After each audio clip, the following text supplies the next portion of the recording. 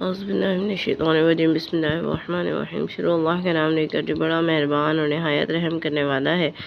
زمین میں چلنے والا کوئی جاندار ایسا نہیں ہے جس کا رزق اللہ کے ذمہ نہ ہو۔ وہ اس کے رہنے کی جگہ کو بھی جانتا ہے اور اس کے سپرد ہونے کی جگہ کو بھی۔ ہر بات ایک واضح کتاب میں درج ہے، اور وہی ہے جس نے آسمانوں اور زمین کو 6 دنوں میں پیدا کیا، اور اس سے پہلے اس کا عرش پانی پر تھا تاکہ وہ تم کو آزمائے کہ تم میں سے بہتر عمل کرنے والا کون ہے۔ اے محمد صلی اللہ علیہ وآلہ وسلم، اگر تم ان سے کہتے ہو کہ تم مرنے کے بعد اٹھائے جاؤ گے تو جن لوگوں نے کفر کیا ہے وہ ضرور کہیں گے یہ تو کھلی جادوگری ہے، اور اگر ہم ایک محدود مدت کے لیے ان سے عذاب کو مؤخر کرتے ہیں تو یہ کہیں گے کہ کون سی چیز اس سے رکے ہوئے ہے۔ سنو، جس دن وہ عذاب ان پر آ جائے گا تو پھر ان سے پھیرا نہیں جا سکے گا، اور ان کو وہی چیز آ گھیرے گی جس کا یہ مذاق اڑاتے رہے تھے۔ اگر ہم انسان کو اپنی رحمت کا مزہ چکھاتے ہیں اور پھر اس سے وہ نعمت واپس لے لیتے ہیں تو وہ مایوس ہو جاتا ہے اور ناشکرا بن جاتا ہے، اور اگر اس مصیبت کے بعد جو اسے پہنچی تھی ہم اسے اپنی رحمت کا مزہ چکھاتے ہیں تو کہتا ہے میرے تو برے حالات سب دور ہو گئے، اور وہ بہت خوش ہوتا ہے اور فخر جتانے لگتا ہے، سوائے ان لوگوں کے جنہوں نے صبر کیا اور نیک اعمال کیے، ان لوگوں کے لیے بخشش اور بڑا اجر ہے۔ تو اے پیغمبر صلی اللہ علیہ وآلہ وسلم، شاید تم اس وحی میں سے کچھ حصہ چھوڑنے والے ہو جو تمہاری طرف کی جا رہی ہے، اور اس بات سے تمہارا دل تنگ ہو کہ وہ کہیں گے کہ اس پر کوئی خزانہ کیوں نہیں نازل کیا گیا یا اس کے ساتھ کوئی فرشتہ نہیں آیا۔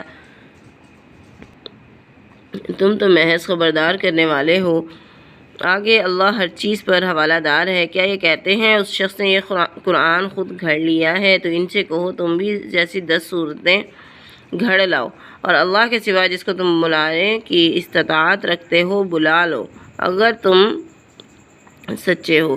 پھر اگر وہ تمہاری پکار کا جواب نہ دیں تو جان لو کہ یہ اللہ کے علم سے نازل ہوا ہے، اور یہ کہ اللہ کے سوا کوئی معبود نہیں۔ پھر کیا تم اطاعت اختیار کرتے ہو؟ جو لوگ دنیا کی زندگی اور اس کی زینت کا ارادہ رکھتے ہیں ہم ان کے اعمال کا اس دنیا میں پورا صلہ دیتے ہیں اور ان سے کوئی کمی نہیں کی جاتی۔ یہ لوگ وہ ہیں جن کے لیے آخرت میں آگ کے سوا کچھ نہیں ہے۔ جو کچھ انہوں نے دنیا میں کیا وہ سب تباہ ہو گیا، جو وہ عمل کرتے رہے تھے وہ محض باطل ہے۔ کیا پھر وہ شخص جو اپنے رب کی طرف سے واضح حجت رکھتا ہے، اس کے بعد ایک گواہ بھی اس کی تائید میں خدا کی طرف سے آتا ہے، اور اس سے پہلے موسیٰ کی کتاب رہنما اور رحمت کے طور پر موجود تھی، کیا وہ بھی انکار کر سکتا ہے؟ ایسے لوگ تو اس پر ایمان ہی لائیں گے، اور گروہوں میں سے جو اس سے کفر کرے گا تو اس کے لیے وعدے کی جگہ آگ ہے، لہٰذا تم اس کے بارے میں شک میں مبتلا نہ ہو۔ یقیناً یہ حق ہے تمہارے رب کی طرف سے، لیکن اکثر لوگ ایمان نہیں لاتے۔ اس شخص سے بڑھ کر ظالم اور کون ہوگا جو اللہ پر جھوٹ باندھے؟ یہ لوگ اپنے رب کے سامنے پیش کیے جائیں گے اور گواہ کہیں گی کہ یہ وہ لوگ ہیں جنہوں نے اپنے رب پر جھوٹ گھڑا۔ سنو، خدا کی لعنت ہے ظالموں پہ جو اللہ کی راہ سے دوسروں کو روکتے ہیں اور اسے ٹیڑھا کرنا چاہتے ہیں، اور جو آخرت سے منکر ہیں۔ وہ زمین میں اللہ کو عاجز کرنے والے نہ تھے اور نہ اللہ کے علاوہ کوئی ان کا حامی تھا۔ انہیں دوہرا عذاب دیا جائے گا، وہ نہ کسی کی سن سکتے تھے اور نہ وہ خود ہی کچھ دیکھتے تھے۔ ان لوگوں نے اپنے آپ کو گھاٹے میں ڈالا، جو کچھ وہ گھڑ کر لائے تھے وہ سب ان سے کھو گیا۔ یقیناً یہی لوگ آخرت میں سب سے زیادہ خسارہ پانے والے ہوں گے۔ لیکن جو لوگ ایمان لائے، جنہوں نے نیک اعمال کیے اپنے رب کی طرف اور اپنے رب کے ہو کر رہے، یہ جنتی لوگ ہیں، وہ اس میں ہمیشہ رہیں گے۔ اور ان دونوں فریقوں کی مثال اس طرح ہے کہ ایک آدمی اندھا بہرا ہو اور دوسرا دیکھنے اور سننے والا ہو، کیا یہ دونوں برابر ہو سکتے ہیں؟ تو کیا تم کوئی سبق نہ لوگے؟ ہم نے نوح کو اس کی قوم کی طرف بھیجا، اس نے کہا میں تمہیں کھلم کھلا خبردار کرنے والا ہوں کہ اللہ کے سوا کسی کی عبادت نہ کرو، مجھے تم پر ایک دردناک دن کے عذاب کا خوف ہے۔ تو اس قوم کے ان سرداروں نے جنہوں نے کفر اختیار کیا تھا کہا ہم اس کے سوا کچھ نہیں دیکھتے کہ تم ہمارے جیسے ایک انسان ہو اور تمہاری پیروی ہم میں سے صرف چند گھٹیا اور سطحی رائے رکھنے والے لوگ کر رہے ہیں۔ ہم نہیں دیکھتے کہ تمہیں ہمارے اوپر کوئی فضیلت حاصل ہے، بلکہ ہم تو تمہیں جھوٹا سمجھتے ہیں۔ اس نے کہا میری قوم کے لوگوں، تم بتاؤ اگر میں اپنے رب کی طرف سے ایک واضح حجت پر قائم تھا تو پھر اس نے مجھے اپنے پاس سے خاص رحمت عطا کر دی اور تم سے وہ اجھل رہی ہے، اور پھر کیا ہم زبردستی سے تم پر لازم کرتے ہیں جبکہ تم اسے ناپسند کرتے ہو؟ اور اے قوم، میں اس کام پر تم سے کوئی مال نہیں مانگتا، میرا اجر تو اللہ کے ذمے ہے، اور میں ان لوگوں کو تو دھکے دینے والا نہیں جو ایمان لے آئے ہیں، وہ تو اپنے رب سے ملنے والے ہیں، مگر میں دیکھتا ہوں کہ تم لوگ جہالت برت رہے ہو۔ اور اے قوم، اگر میں ان کو دھتکار دوں تو اللہ کی پکڑ سے بچانے کے لیے میری کون مدد کرے گا؟ تم کیوں نہیں ہوش سے کام لیتے؟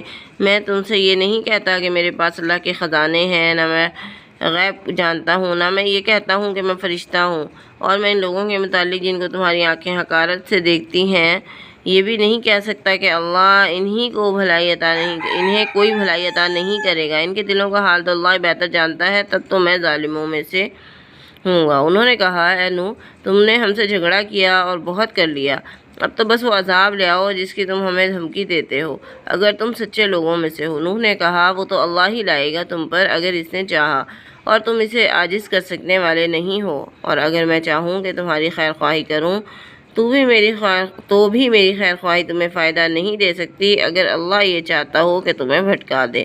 وہی تمہارا رب ہے اور اسی کی طرف تم واپس لائے جاؤ گے۔ اے محمد صلی اللہ علیہ وآلہ وسلم، کیا یہ کہتے ہیں کہ اس نے یہ سب کچھ خود گھڑ لیا ہے؟ ان سے کہو، اگر میں نے یہ خود گھڑ لیا ہے تو میرے جرم کی ذمہ داری مجھ پر ہے، اور میں اس جرم سے بری ہوں جو تم کرتے ہو۔ نوح کی طرف وحی کی گئی کہ تیری قوم میں سے ایمان نہیں لائیں گے مگر جو ایمان لا چکے، پس تم ان کرتوتوں پر غم نہ کھاؤ جو یہ کرتے رہے ہیں، اور ہماری آنکھوں کے سامنے اور ہماری وحی کے مطابق کشتی بناؤ، اور ان لوگوں کے بارے میں مجھ سے بات نہ کرنا جنہوں نے ظلم کیا، وہ سب غرق ہونے والے ہیں۔ نوح کشتی بنا رہا تھا اور جب کبھی اس کی قوم کے سرداروں میں سے کوئی اس کے پاس سے گزرتا تو وہ اس کا مذاق اڑاتے۔ نوح نے کہا، اگر تم ہمارا مذاق اڑاتے ہو تو ہم بھی تمہارا مذاق اڑا رہے ہیں، جیسا کہ تم ہمارا مذاق اڑا رہے ہو۔ تم عنقریب جان لو گے کہ کس پر وہ عذاب آتا ہے جو اسے رسوا کر دے گا، اور کس پر دائمی عذاب ٹوٹ پڑے گا، یہاں تک کہ جب ہمارا حکم آ گیا اور تنور ابل پڑا تو ہم نے کہا، اس میں ہر قسم کے جانوروں کا ایک جوڑا سوار کر لو اور اپنے گھر والوں کو بھی، مگر جن کے متعلق پہلے بات ہو گئی ہے جو ایمان لاتے ہیں، اور تھوڑے ہی ان کے ساتھ ایمان لائے تھے۔ نوح نے کہا، سوار ہو جاؤ اس میں اللہ ہی کے نام سے، اس کا چلنا اور اس کا ٹھہرنا بھی میرا رب بڑا بخشنے والا اور رحم کرنے والا ہے۔ کشتی ان کو لے کر چلی جا رہی تھی پہاڑوں کی طرح کی موجوں میں۔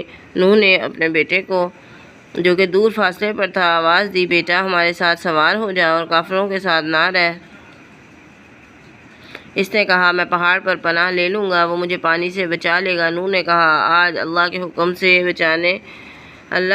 سے بچانے والا کوئی نہیں مگر جس پر اللہ رحم کرے۔ اتنے میں ایک موج ان کے درمیان حائل ہو گئی اور وہ غرق ہونے والوں میں شامل ہو گیا، اور کہا گیا کہ اے زمین اپنا پانی نگل جا، اور اے آسمان رک جا، اور پانی زمین میں بیٹھ گیا اور معاملے کا فیصلہ کر دیا گیا، اور کشتی جودی پر ٹھہر گئی، اور کہا گیا، دور ہوئی ظالموں کی قوم۔ نوح نے اپنے رب کو پکارا، کہا، اے میرے رب، میرا بیٹا میرے گھر والوں میں سے ہے اور تیرا وعدہ سچا ہے، تو سب حاکموں سے بڑا حاکم ہے۔ اللہ نے کہا، اے نوح، وہ تیرے گھر والوں میں سے نہیں ہے، وہ تو ایک نادرست بگڑا ہوا کام ہے، لہٰذا تو ایسی بات کا سوال نہ کر جس کی حقیقت کا تجھے علم نہیں ہے، میں تجھے نصیحت کرتا ہوں کہ تم جاہلوں میں شامل نہ ہو۔ نوح نے کہا، اے میرے رب، میں تیری پناہ مانگتا ہوں اس سے کہ اس بات کا سوال کروں جس کا مجھے علم نہیں، اگر تو نے مجھے معاف نہ کیا اور مجھ پر رحم نہ کیا تو میں خسارہ پانے والوں میں سے ہو جاؤں گا۔ کہا گیا، اے نوح، اتر جا، ہماری طرف سے سلامتی اور برکتوں کے ساتھ تم پر اور ان گروہوں پر جو تیرے ساتھ ہیں، اور کچھ گروہ ایسے بھی ہیں جن کو کچھ سامان زندگی دے دیں گے، پھر انہیں ہماری طرف سے دردناک عذاب پہنچے گا۔ اے محمد صلی اللہ علیہ وآلہ وسلم، یہ غیب کی خبریں ہیں جو ہم تمہاری طرف وحی کر رہے ہیں، اس سے پہلے نہ تم ان کو جانتے تھے اور نہ تمہاری قوم، پس صبر کرو، بے شک انجام کے لیے متقین کی طرف